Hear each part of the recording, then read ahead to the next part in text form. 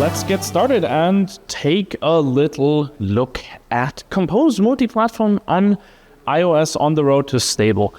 Hi everybody, my name is Sebastian. I am one of the developer advocates for Kotlin and Compose Multiplatform at JetBrains. You may have seen me before in some other context, maybe on YouTube, maybe you've heard me on the Talking Kotlin podcast. All that's besides the point for today. Today is not about me, it's all about Compose Multiplatform. The journey, how we got here, and also a little bit of the journey of where we're going next. Because it was a little while ago that we first announced Compose Multiplatform as the approach of not just sharing business logic with Kotlin Multiplatform, but also going all the way and even sharing the UI layer, something that was kind of missing as a puzzle piece for a pretty long time in the Kotlin Multiplatform story. And we released in the meantime a whole multitude of different targets. That's not just Android and iOS, but also the desktop target, as well as our targets for web, both on JavaScript and on WebAssembly. So just to give a quick recap, this is kind of the situation that we can now find ourselves in if we so want to. We now have the option to not just share business logic with Kotlin Multiplatform, but can of course still access all the native APIs of each specific platform, whether that's iOS and camera or like something like on Android, desktop APIs, or even web APIs. We can now also move one layer further with Compose Multiplatform, and we can actually share the actual components across multiple platforms as well. But once again, it is a scenario where even here, you're not giving up any of the platform-specific capabilities. You can still integrate with UIKit and SwiftUI widgets. You can still work with Android views. On the desktop, you could still work with Swing and AWT views and with Web UI. What makes Compose Multiplatform, of course, so magic is that when you compare the Compose Multiplatform APIs to the Jetpack Compose APIs, they are pretty much the same. The overlap is probably in the high 90s percent-wise, which also means as a result, first of all, you can learn to develop in Compose Multiplatform just by looking at the official Jetpack Compose documentation and walking through these wonderful materials. But it also means that you can already read Compose Multiplatform code if you've done Jetpack Compose. So for example, over here, there's just a random snippet of a composable function that has a little bit of state management, right? With like remembers and mutable states. It does a whole bunch of layouting using modifiers and so on. If you've seen Compose code before, none of this should be particularly new. We already stabilized Compose Multiplatform both on Android and on desktop actually quite a while back. On Android, this is very nice because all of our artifacts are just aliases. So really, when you're deploying to an Android device, you're just deploying a Jetpack Compose application, which also means there's no like intermediate like translation layer on your Android target. You're not expecting any kind of slowdowns compared to a regular Jetpack Compose app and so on. And the desktop target, if you've ever used JetBrains Toolbox, for example, you're one of the folks who've used Compose Multiplatform on desktop. The entire UI for that app, for example, is written using Compose Multiplatform. Yeah, and since a little bit earlier this year, iOS has been in beta, and the same thing has been true for web, which is now in alpha.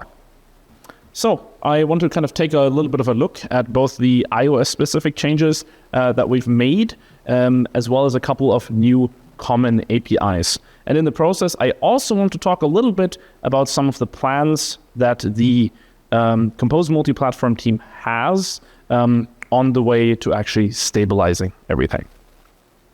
Now, if you've followed the development of Compose Multiplatform a little bit, you'll know that there is a whole lot of things that we've been working on pretty tirelessly for a pretty extensive amount of time. Those were very basic things like, working with scroll physics or gestures. They extend also a little bit further to things like navigation, lifecycle, and resource management, working closer with the actual platform, and of course also the very big subject of accessibility, because the APIs for that is obviously very different between platforms. We've actually managed to make pretty good progress across the entire breadth of these subjects. We have either just figured out a solution that we've deployed as stable or is just as part of the regular APIs. For some of them, we have experimental APIs, and for some of them, we've just introduced completely new concepts that are specific to other platforms. But regardless of which ones, we have made some progress. I also always like kind of putting this into perspective. The ratio looks slightly more like this, where most of the things we've just tackled in their entirety, and a couple of things are still experimental. We're also stepping up a couple of API surfaces and performance characteristics for Compose Multiplatform in general. One of those aspects is that we're revisiting the iOS interoperability API. To give a little bit of context, when you have a Compose Multiplatform application, it's very easy for you to use interop used to, for example, pull in an Apple Maps or maybe like a camera feed, these kind of things. We've spent the last couple of weeks reworking how exactly this is supposed to function, which now makes it a lot easier and a lot more predictable as to who is in charge of processing, for example, touch events when there's both a Compose scrollable view, but you also have like a pinchable map, for example. We're also making pretty significant progress when it comes to performance.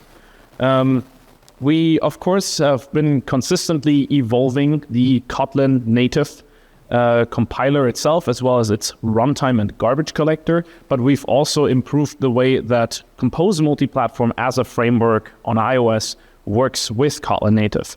And in our benchmarks over the last couple of versions, we've seen somewhere between 20% and 800%, depending on which benchmark you look at, regarding the actual performance of Compose Multiplatform.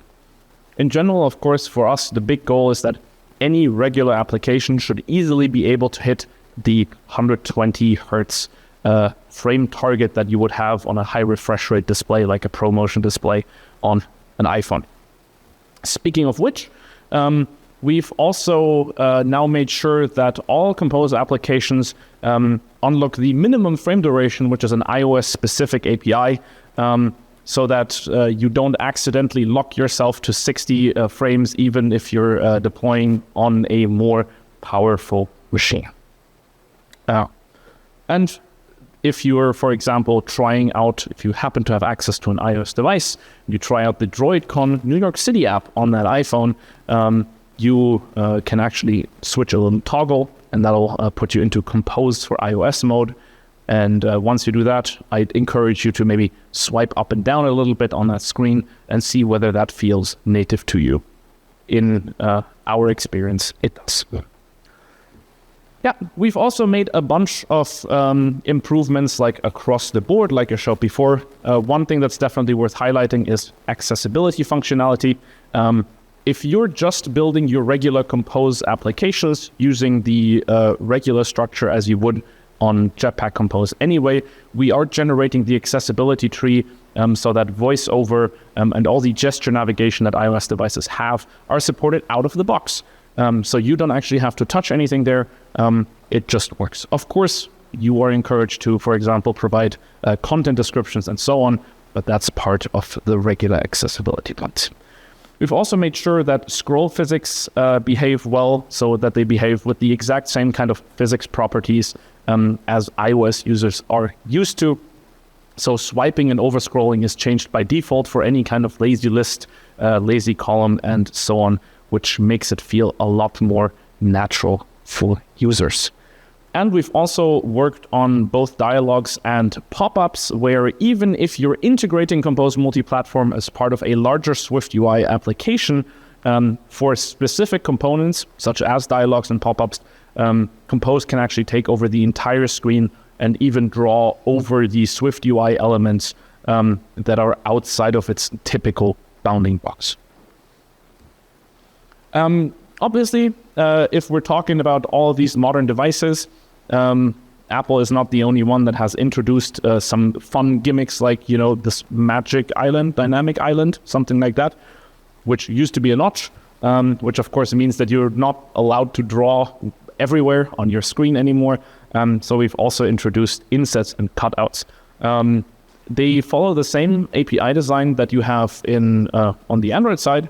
The only change that essentially needs to be made is you make sure that your Compose application actually draws on the entire screen, and then you can just go forward and use, for example, something like window insets padding with the system bars, or any of the other options that you might already be used to. And then when you actually draw something in those window insets paddings, then you will only draw within the actual constraints where it's safe to do, whether that's landscape or portrait. We're also working on refining a common UI testing API, which is something that's of course relevant if you're deploying UI to multiple platforms.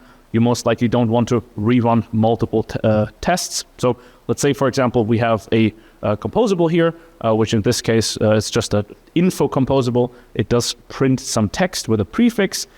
However, that prefix does have, unfortunately, a spelling mistake. So it would probably make sense to maybe write a test for it, because spell checkers in your source code aren't always the most reliable thing. So from there, what we can essentially do is we can just write a test using this API. In this case, we have a run compose UI test function that takes a lambda. We just set the content of our compose UI test to be that specific composable on the test.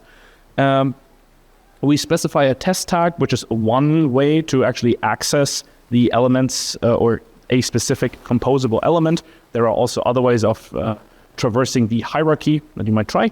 And then we can just grab our node, and we can actually make sure that it has the correct text. And of course, if we run that on the snippet I showed beforehand, that test will fail, and we will see that it expected info but got if no. We're also working on making a whole lot of things multi-platform. Specifically, we're essentially trying to kind of fill a little bit of the hole that is between just building individual UI components and just sharing business logic, the part that we already covered with Kotlin multi-platform. So the aspects that we have here are multi-platform resources.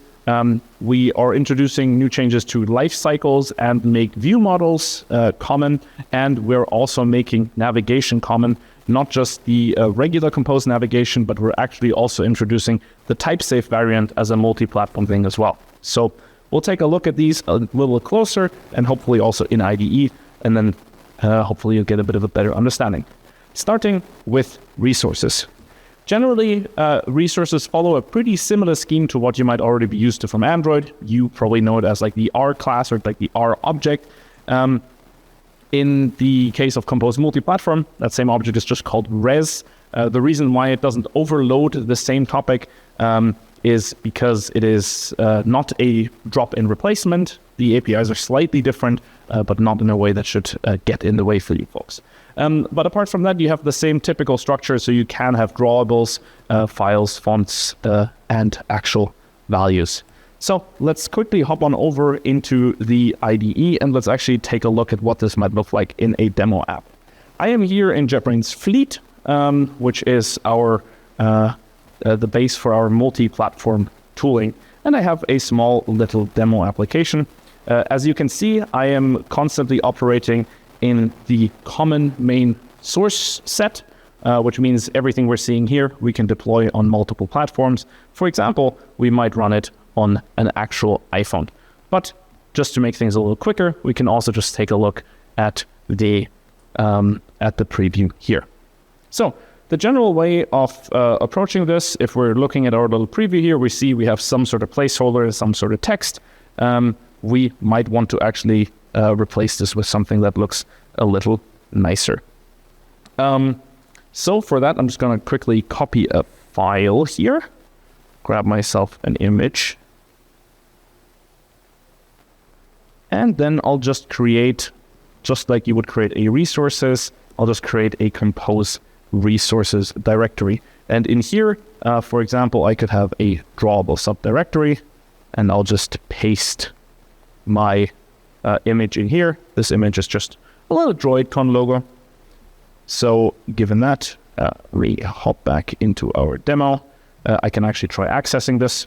So rather than drawing a box, I can just use an image, and here we'll do a paint a resource, which now I can just access res, and then under drawable, I have my image, which is in this case just called DC. Not a great name, but a name nonetheless.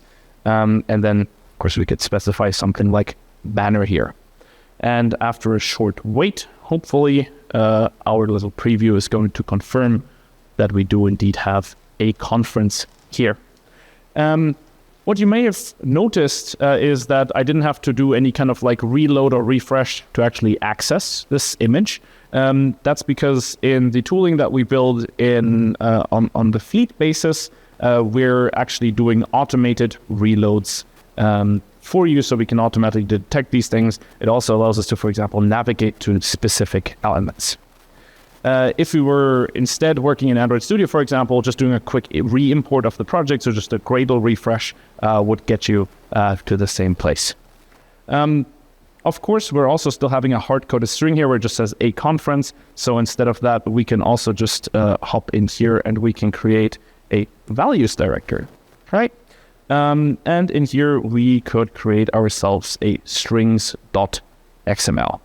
I don't want to type out like 100 different strings. So once again, I have a small sample prepared. I'm just going to bring that one in here with just a whole bunch of different strings. We can still write our own. The structure of this follows the exact same structure that you're already used to with regular Android development. So for example, in our case, conference description would be and then we could also try to use a placeholder. So for example, something conference and input like an adjective in there.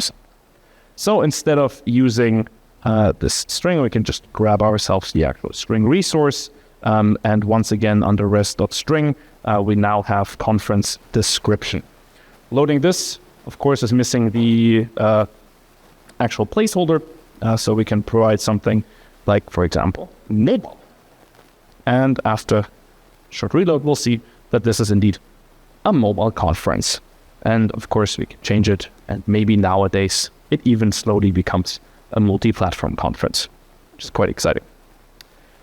Of course, you also want to probably parameterize some of the some of the values, for example, that you have in the interest of localization, right? So I could go in here and also create a parameterized values DE version.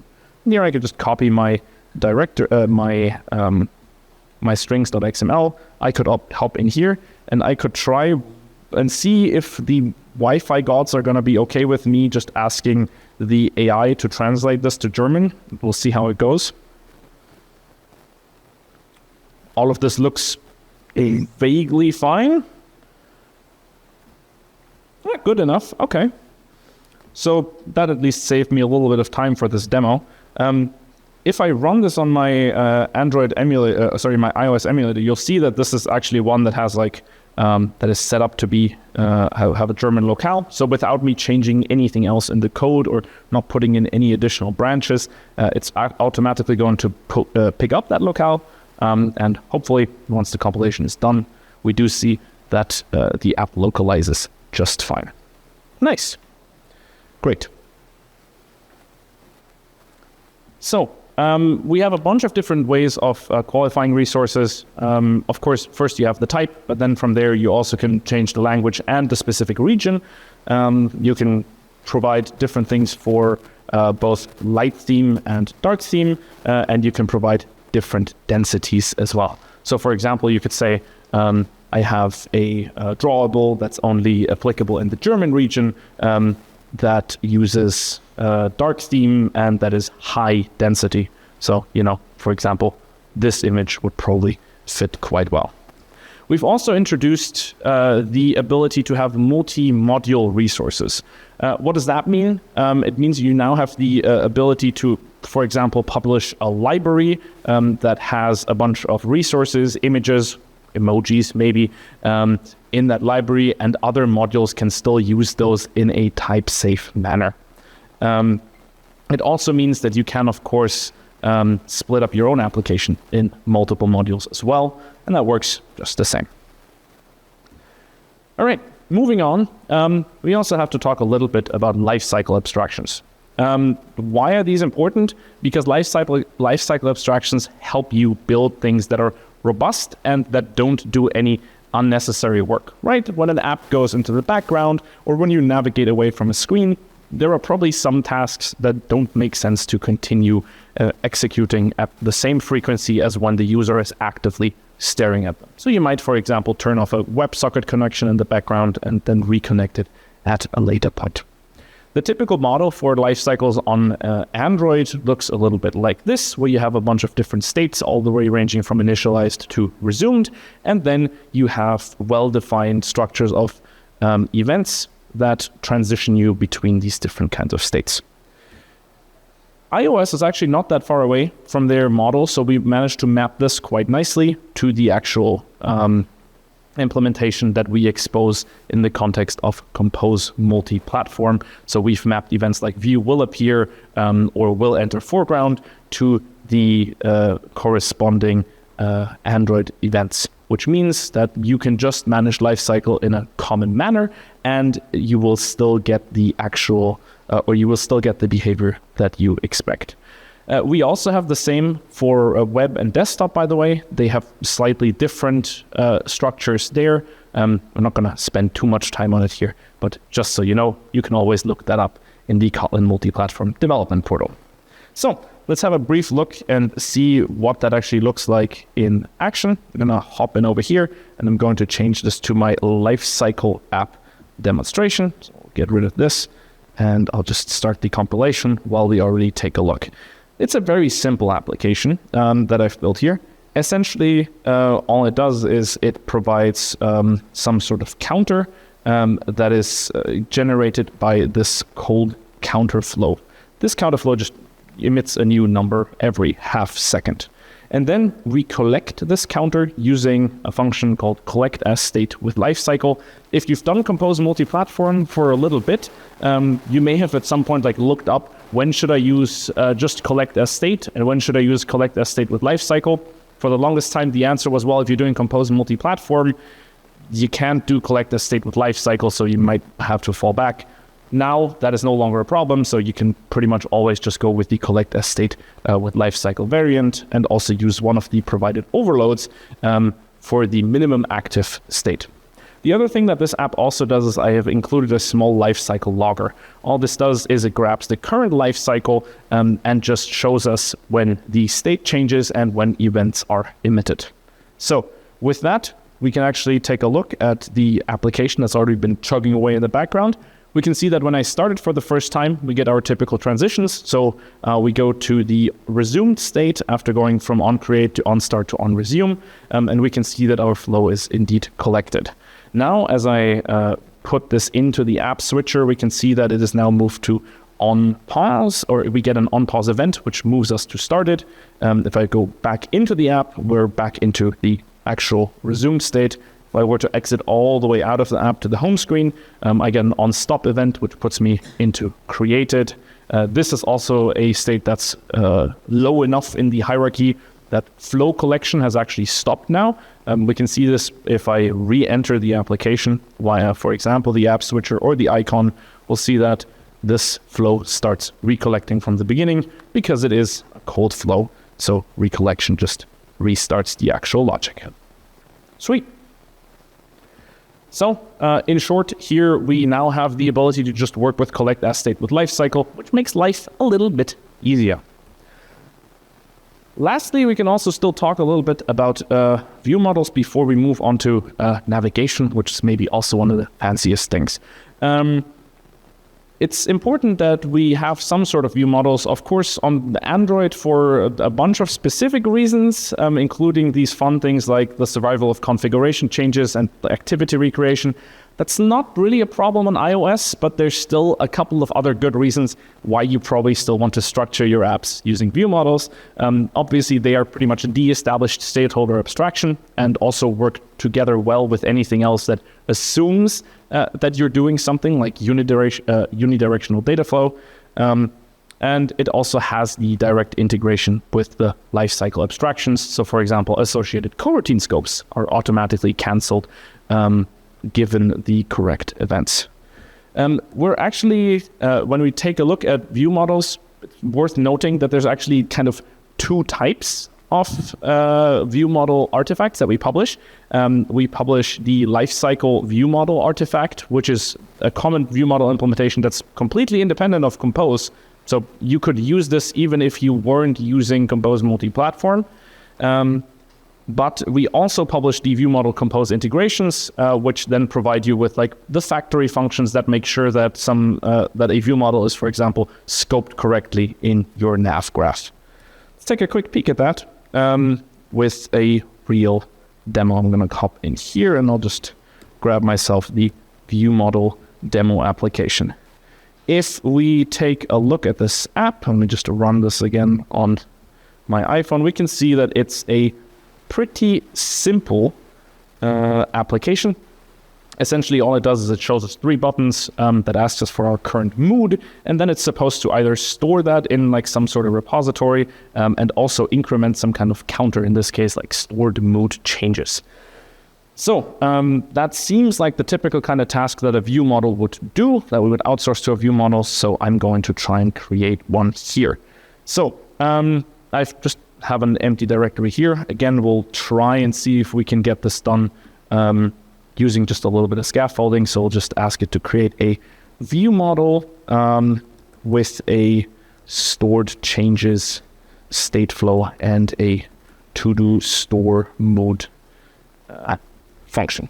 We'll see where it gets us. All right, very good. And you can see here that once again the power of not just JetBrains AI Assistant shines, but actually the fact that these are all the established APIs from Android, right? None of this is particularly special, so the LLMs of today actually have a pretty easy time writing some of these implementations as well.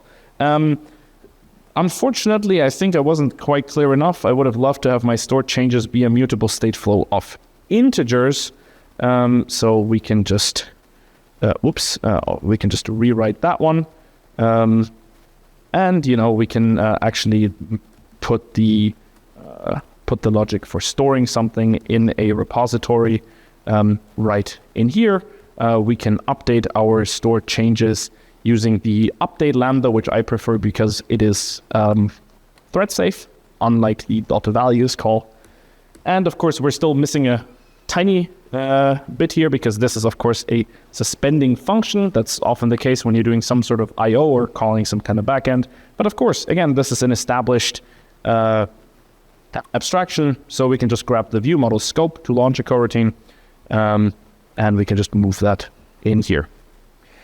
All that's left for us to do is to actually create this view model, which we can just create using the view model factory function. That's slightly different from what you may have seen in typical Android code, where you typically use the : class syntax to create these, oftentimes anyway. There's a small limitation with reflection in native that doesn't allow us to do this, but you can just use this syntax and it gets us pretty much this, to the same place. So now I can actually hook up this store mood function to my change mood variable, and rather than just having a hard-coded number here, I can collect as state with lifecycle the values that are stored in my view model.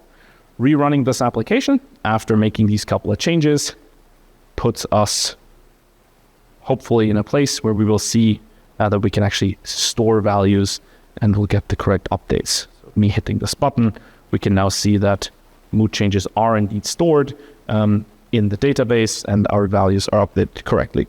So once again, if you know how to work with view models, none of this should be particularly surprising, which is nice. So In short, you construct view models either by using the view model factory function that we provide, or you can use a dependency injection framework that has integration with Compose Multiplatform's view model. If you've talked to Arnaud or anyone from his team recently, they're also here today, you may have also heard that Coin, the dependency injection framework from those folks, already has support for Compose view models as well, even in the multi-platform use case. So if you're already building with Coin, you can just use that as well. All right, let's talk about our last big topic for today, which is navigation. The first question is kind of, why do you need navigation? Well, first of all, the answer is you kind of don't need us to write navigation, because the community's been really good at already providing a bunch of different solutions. People have been writing, for example, using Voyager, one of the community implementations, from the get-go when we first released Compose Multiplatform. But we want to make it a little bit easier for everybody who is working with maybe an established code base, who's using the actual like Jetpack navigation libraries, to also move over to Compose Multiplatform. So we're bringing those exact same APIs to Multiplatform. These are pretty popular, they're pretty well established, and hopefully make your life a little bit easier rather than having to switch to an entirely different solution. It's also worth noting that there's still quite a lot of innovation going on in the actual Compose navigation, or Navigation Compose. I think I always turn those around. I'm not sure why. Because Compose Navigation, or Navigation Compose, is now getting type safety as well. So if you've worked with it beforehand, you might know that it was stringly typed for the longest time. And now we're actually getting the strongly typed version. So let's take a quick look here and see what that looks like in practice. And for that, I'll just hop over into my navigation demo app. If we hop in here, we'll see that the overall, let's say, problem statement that we have, or that we're working with, is like a small fruit management app. So we have a couple of fruits, in this case in our overview, and then we also have a form that's associated with each fruit. You can see that this form has the typical navigation elements in it, so it has a back button at the top, and it also has some like related fruits at the bottom that you can click, and then you're supposed to, of course, have some sort of stack-based navigation. Again, if you've used Navigation Compose before, hopefully this is going to be an exercise that you should be able to follow along quite nicely. If not, you might be seeing something new. I'm on 11% battery, so this is going to be fun. Things typically start, like my AI assistant or full line completion here already tells me, with a nav controller, but classically we actually work with a nav host first. That one does need a nav controller, so I'll create one of those as well, and we'll just pass this one right in. Then we typically also provide a start destination. Typically you would just put a string in here, but in our case, since we're doing type safe things, I'll create a serializable data object called start. And I can just pass that one in. Then the next step is just that we actually specify our routes. So I'll specify a composable route, and a composable route called start, which has the actual start page. Let's see if we can get some networking, some power plug in here, which of course might be doing some sort of like navigation. So in our case, we probably want to grab our nav controller and navigate to a specific fruit location. So in our case, we need to specify that first. So I'll just create myself a new serializable data class called fruit form, for example. Can't unplug anything. Fun.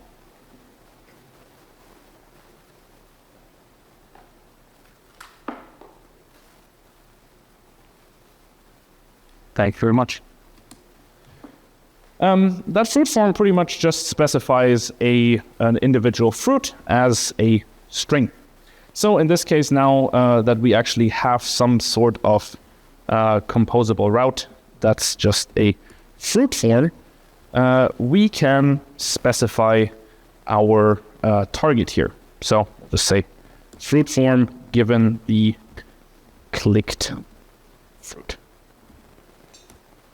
So we'll pass that one right in here.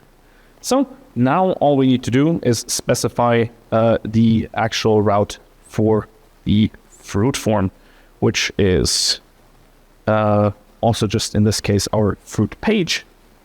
And we can just fill this in the same way you typically would. So we'll just take a look at what kind of parameters this takes. Takes the current fruit, an on-navigate lambda, an on-back lambda, and we also specified a bottom slot here. It does require the current fruit, so we need to extract this from the typesafe API that we have here. In Compose Navigation, we do that using the toRoute function. So we can say current fruit is the current backstack entry. Okay, give that a name, backstack entry. And we'll just grab this backstack entry. We'll turn it into the object of type fruit form, and then we can type safely access the parameter. In this case, that's fruit. So we'll do that. We'll see what else we have. We have on navigate, which we can just see if the auto-completed version is actually correct. It gives us a fruit specified as a string, which we once again wrap into its type-safe variant, and we just call .navigate. On back, since this is all stack-based, we can just use this stack-based navigation. And then as a last little thing for visualizing stuff is I also have a bottom slot where I just created a small breadcrumbs visualization. We can take a look and see what that looks like. Probably I should also still make sure that my nav host looks a little nicer, because if we just do it this way, we can see that we run into this exact problem of like safe drawing situations. So we can just set our modifier to be first fill max size, and then we'll make sure that the window insets padding is, I assume, window insets dot. Safe drawing seems pretty reasonable. We could also add some animations to make things even nicer, but that's of course optional at this point. Rerunning this application using, the knowledge from that we learned 20 minutes ago. We get something that looks a little better. We can scroll, which is nice. We can click any of these values, and we navigate to a given screen. What we didn't really talk about is the fact that all of these screens also have a view model attached to them, so you can kind of see that they have a counter that goes up, and you can also see that in the command line over there, like some apples are spawning, and as I navigate away, you can see that we're going to different places, but that the view models that are still on the backstack can still operate. So these are still scoped well. One of the things we might still notice here, though, is that if I type droidcon in here and I navigate away and I navigate back, that was a little too quick, so that wasn't quite cleared yet.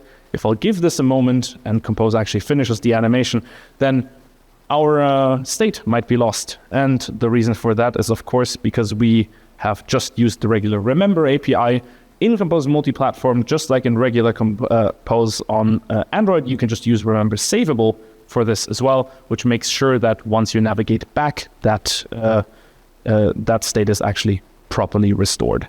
For some of the things that have built-in remember savable, these things also work out of the box. So, for example, if I navigate to this melon, I make a melon note. I go next, write some other text. If I go back, that text does reappear. And you'll also notice that as I go back to the main screen, which had a scrollable view, I return to the same position in that scrollable view just the very sec. So yeah, as we kind of saw, view models, navigation, and lifecycle are all provided as a first-party thing from us, and they also kind of all connect together pretty well. So your view models, when they go in the background, they also receive the correct state transition events. So in general, it becomes easier and easier to build Compose multi-platform applications if you're just familiar with how to architect an Android app.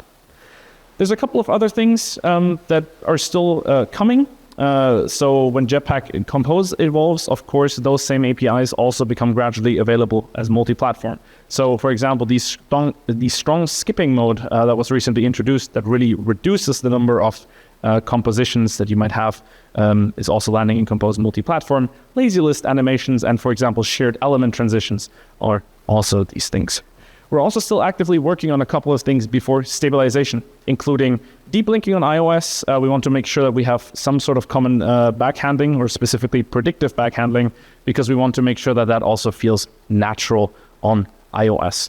And of course, we're also still working continuously on improving the tooling. We already saw a couple of previews for Common Code earlier today, but we also want to, of course, make sure that these perform as well as they possibly can. One of the topics that I haven't talked about was how or whether we are going to create some sort of first-party implementation of Cupertino-style widgets, but that is a question that comes up quite a lot. I am at least very excited to say that the community has really stepped up in this regard. Compose Cupertino is one of the implementations for these styles of widgets if you're really looking for that iOS look and feel. And if you're looking for something a little bit more neutral, a new project called Carbon Compose has also recently come out, which provides this kind of like IBM-based design system, which is a good jumping off point for your own applications. So yeah, the stabilization continues. We're of course looking forward to moving from iOS beta to stable quite soon. But even now, all the important building blocks are already in place for you to try. jb.gg/compose is the place for you to get started with everything in Compose Multiplatform. And we, of course, invite you very much to also join us as part of the community. So checking out the actual Compose issue tracker, as well as the Compose Multiplatform Slack.